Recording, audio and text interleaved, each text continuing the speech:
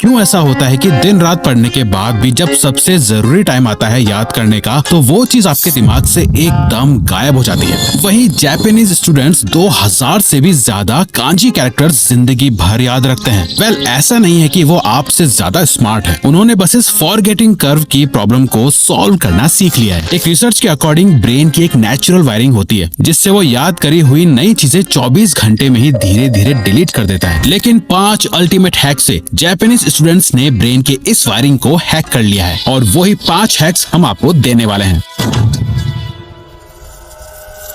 सबसे पहला हैक है सैमुराई स्टाइल मेमोरी। ज्यादातर स्टूडेंट्स सोचते हैं कि पढ़ना मतलब दिमाग में चीजों को भरना, जितना ज्यादा भरोगे उतना अच्छा। नोट्स बार बार रीड करना, इंपॉर्टेंट चीजों को अंडरलाइन करना, हाईलाइट करना, इससे चीजें आपके दिमाग के अंदर जा तो रही हैं, पर वो एग्जाम हॉल के अंदर याद आएंगी या नहीं, इस चीज की प्रैक्टिस तो आपने करी ही नहीं। नॉर्मल स्टूडेंट पढ़ाई ऐसे करता है जहाँ वो बस अपने ब्रेन को इनपुट देता जाता है, वहीं एक स्मार्ट जापानीज स्टूडेंट अपने ब्रेन को आउटपुट के लिए ट्रेन करता है। जापान में वॉरियर्स एक प्रैक्टिस करते थे जिसे कहते हैं मोशाशुग्यो, जहाँ सैमुराई अपना घर, अपना कंफर्ट जोन छोड़कर अलग अलग टाउन्स और डोजोस में जाते थे। हर जगह उन्हें नई कंडीशंस, नए ओपोनेंट्स और नए चैलेंजेस मिलते। वहाँ पे टीचर उन्हें बार बार स्टेप्स याद नहीं दिलाते थे, सैमुराई को खुद याद करनी पड़ती थी अपनी ट्रेनिंग, अपने फॉर्म्स और अपने मूव्स। हर फाइट एक टेस्ट होती है, याद करो, अप्लाई करो और सर्वाइव करो, ये होता है उनका एक्टिव रिकॉल। मेमोरी भी बिल्कुल ऐसे ट्रेन होती है। जब हम अपने ब्रेन को फोर्स करते हैं चीजें याद करने के लिए, वो जो स्ट्रगल होता है उससे आपके ब्रेन में इलेक्ट्रिकल सिग्नल्स जाते हैं जो आपके मेमोरी डंप में वो खोई हुई चीज ढूंढते हैं। आप जितनी बार ये चीज प्रैक्टिस करते हो, ये सिग्नल्स उतने ही ज्यादा स्ट्रांग होते जाते हैं और यही आपकी मेमोरी शार्प करता है। इसीलिए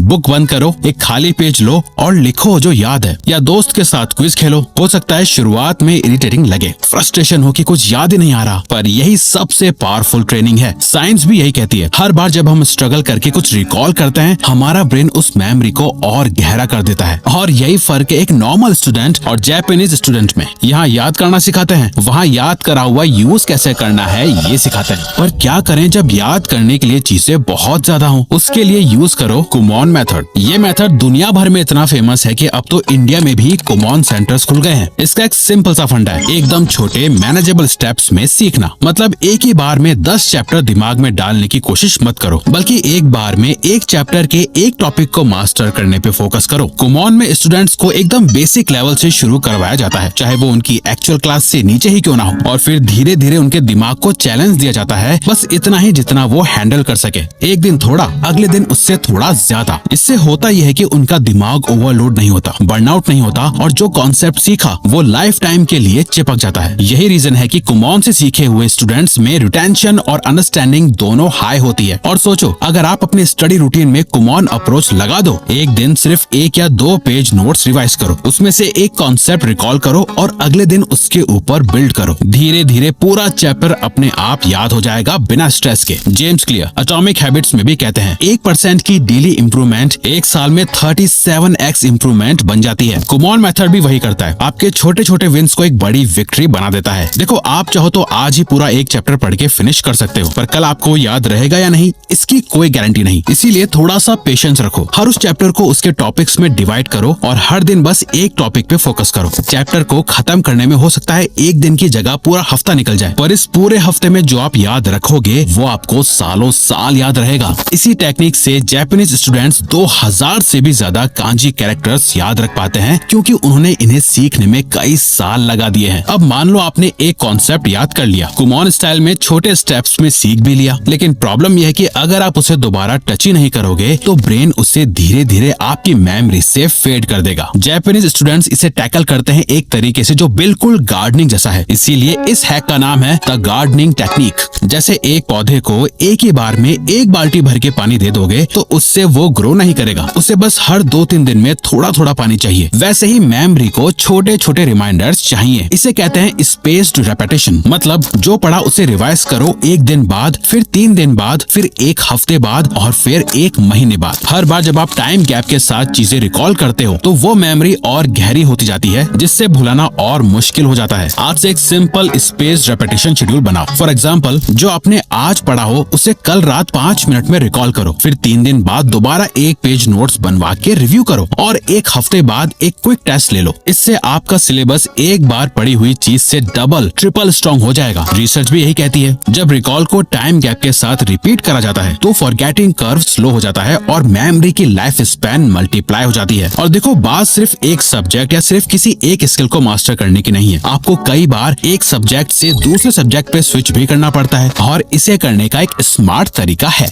इंटरलीव्ड प्रैक्टिस। सोचो, आप एक एथलीट हो। अगर आप हर दिन सिर्फ बाइसेप कर्ल करो तो बॉडी का बैलेंस बिगड़ जाएगा, लेकिन अगर आप पुशअप्स, स्क्वाट्स और साथ में रनिंग सब मिक्स करके करोगे तो पूरी बॉडी एक साथ स्ट्रांग होगी। पढ़ाई में भी यही लॉजिक है। अब इसे गलत मत समझना, ये मल्टीटास्किंग नहीं है। मल्टीटास्किंग में एक ही वक्त में 2 काम करने की कोशिश होती है, जैसे फोन स्क्रॉल करते हुए नोट्स बनाना, खाना खाते हुए यूट्यूब वीडियो देखना। उससे किसी भी एक चीज पे फोकस नहीं हो पाता। इंटरलिविंग का मतलब है एक टाइम पे एक ही सब्जेक्ट पढ़ना, लेकिन शॉर्ट ब्लॉक्स में सब्जेक्ट्स को स्विच करना। ये कंट्रोल स्विचिंग है, डिस्ट्रैक्शन नहीं। अपने स्टडी सेशन को 25-30 मिनट के ब्लॉक्स में तोड़ दो। पहले ब्लॉक में मैथ्स के सम्स करो, अगले ब्लॉक में फिजिक्स की थ्योरी, फिर एक छोटा सा हिस्ट्री पैसेज। जब दिमाग को वैरायटी मिलती है तो वो कॉन्सेप्ट्स को अलग सिचुएशन में रिकॉल करता है और वही एग्जाम हॉल में सबसे ज्यादा चाहिए। रिसर्च भी यही कहती है, इंटरलिविंग से ब्रेन सिर्फ एक ही चीज के पैटर्न पे नहीं टिकता, बल्कि वो अलग अलग कॉन्सेप्ट्स को समझता और रिटेन करता है। और जापानीज स्टूडेंट्स का लास्ट और सबसे पावरफुल हैक इसी प्रिंसिपल को नेक्स्ट लेवल पे ले जाता है। उनके कल्चर का गोल्डन रूल, जो सीखो उसे सिखाना। ये है सेंसे हैक,